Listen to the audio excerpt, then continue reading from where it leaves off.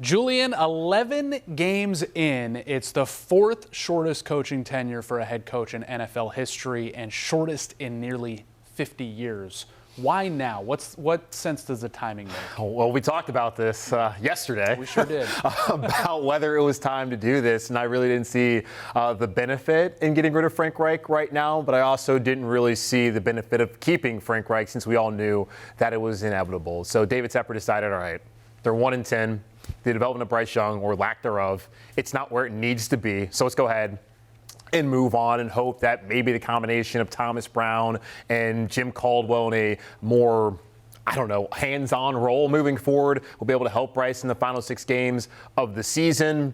We knew it wasn't going to work, so why not just go ahead and get it over with and start looking at potential candidates that you can't even talk to until around January 22nd after the divisional round. All right, I'll be a Frank Reich apologist for one moment. I'll be his agent, sure, which I'd love to be right now, by the way, getting fired with 3 years left on his deal.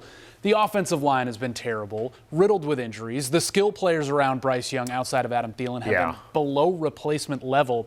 How much of this is actually Frank Reich's fault? Well, when the organization talks about collaboration, in particular with Scott Bitter, with David Tepper, and just having this alignment, which is important. If they want to have success long term, there needs to be collaboration and alignment here in Carolina. But for whatever reason, Frank Reich's the fall guy. But if you look at some of the moves that have been made offensively, like Deuce Staley, he's no longer here in Carolina. Miles Sanders used to work with Deuce Staley back in Philadelphia.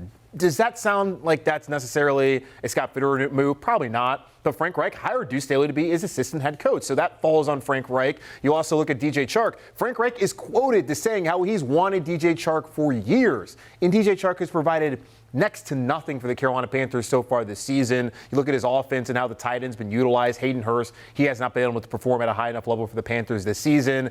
And Frank Reich, like everyone else in this organization, wanted Bryce Young, but he was tasked to work with Bryce Young, to coach him up and have him game day ready, and that has not been the case. So when you look at some of the players that have been brought in, yes, it feels like, okay, that should be on Scott Bitter, not Frank Reich, but this is a collaborative process. And on the field, the results have not been where they needed to be. In the NFL's a meritocracy, and this merits Frank Reich no longer being employed here in Carolina.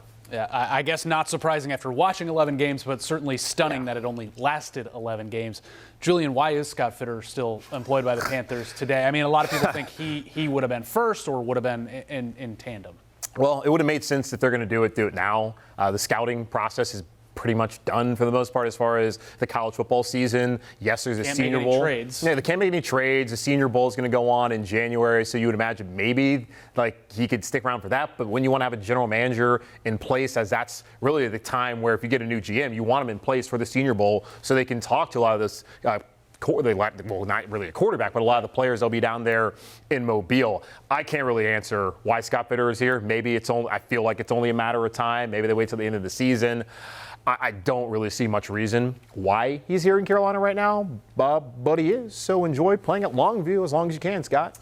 All right. David Tepper, he hired the team builder, so we thought. He hired the offensive-minded coach. None of that worked. Where does he go now?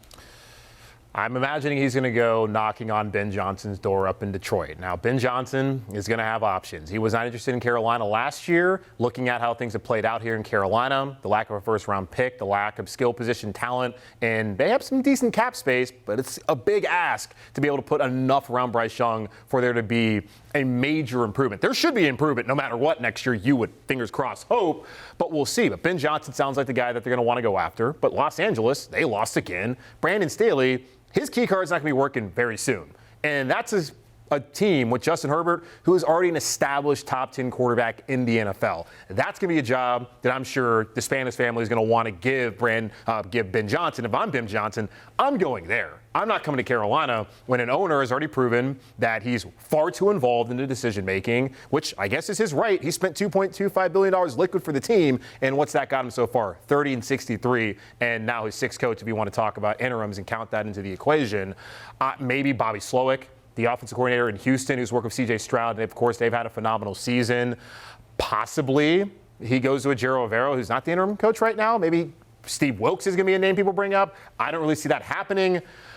I don't know. I don't know what they're going to try and do. And according to insiders, this could be a bloodbath in the NFL, and this could be a job that's not very high up on the list of candidates out there. So we'll see what David Tepper does, but really what David Tepper needs to do is take a step back, look in the mirror, and recognize that he's the problem, and until he fixes that problem himself, being way too involved, making the wrong decisions, it doesn't really matter who he hires. We're going to be right back here again next year talking about the next failed head coach. Okay, so how does David Tepper do that? How does he go from anti-hero to hero? What does that actually look like? Because we always hear, like, he should be less involved. He should be, he should pull back. What does it look like? You would think maybe finding someone who can just be a head of football operations. And that person then can hire a general manager, and that general manager can go hire a football coach. It's good that David Tepper wants to be involved, that he's interested in what's going on, that he's not an absentee owner, but I do think that he would benefit from just letting the football people do their jobs. Yes, okay, when you're going to trade to number one to get a quarterback, the owner should have some sort of involvement as far as, okay, yes, go ahead and do that, but does he need to be there on the road in Tuscaloosa, in Lexington, in Columbus, in Gainesville, for all of that, for the traveling circus to see what quarterback that they want? I just feel like they need to figure out organizationally how they can have someone in charge of football operations who then can hire the general manager, the head coach, and get the scouting side right so that this organization can stop being the joke that it's been over the last 6 seasons with David Tepper as the owner. A bit lost in all of the day's news, kind of like he gets lost every Sunday in the other team's defensive line. Bryce Young and how this affects his development. Yeah. And he hasn't made much progress at all with Frank Reich as the head coach, one of the reasons that led to Reich's firing. What are your concerns with how this affects the rookie quarterback? What Bryce Young needs is stability. What the Panthers are going to need is continuity moving forward. Clearly, the receiving talent around him is not long for Carolina. I would think Adam Thielen, who still has 2 more years left on his deal, he's earned to be back next season. They have Jonathan Mingo, who will be back again. He hasn't shown that much, but he's still a young player who's hopefully going to develop. Outside of that, Laviska Shenault, free agent. Don't see why they would bring him back. Terrace Marshall already wanted out, so that might happen this offseason. DJ Chark clearly going to be gone. I would think Hayden Hurst is probably going to be gone. Miles Sanders, now that Deuce Staley's no longer here, probably also out the door. But with the coaching staff, they just need to find someone and to stick with that guy through thick and thin. Now, if it's a complete disaster like it has been this year, then I understand. But Bryce Young can't be going every offseason and learning a new offense every year. He can't be having a different play caller for 6 weeks, then 3 weeks, then 2 weeks, and now for the final 6 weeks. Like, that can't be the case. They have to find some sort of stability for Bryce Young moving forward, or we're going to see what we've seen so far this year, where he's picking up bad tendencies, and that's not helped by the fact that he can't be protected, and there's no one on the outside that can make plays, get open, and help the quarterback. I thought we got a little peek into maybe some Palace intrigue when it came out that Chris Tabor, the interim coach, and Jim Caldwell, the senior assistant, who's now going to be more involved, like you said, yeah, they're the ones that made the decision to let Deuce Staley and Josh McCown go. What did you make of that?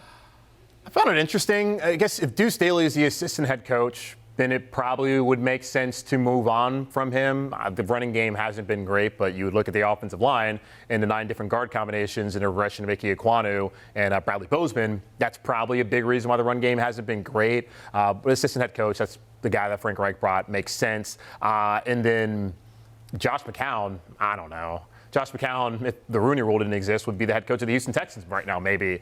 He's a guy who had never coached quarterbacks at any level. I know that he was at Myers Park, but he wasn't coaching Drake May. He was coaching wide receivers, didn't coach at college level. If anything, he should have been the assistant quarterback coach, not the main quarterback coach. Look at D'Angelo Hall, who played in the league at a much higher level than Josh McCown ever did, and he's the assistant defensive cornerback coach. Like, why was Josh McCown ever the quarterback coach here in Carolina? And as we've seen, the development of Bryce Young hasn't been great, so there's got to be another fall guy maybe, and it's possible that Chris Tabor would rather have Thomas Brown step into that role. I don't know. I thought it was interesting. Also, that Chris Tabor is the interim. Yeah, one less cook in the kitchen, one less voice for Bryce Young to have to kind of process. And with Chris Tabor, I think, special teams guy, a lot of energy, already knows basically the whole roster.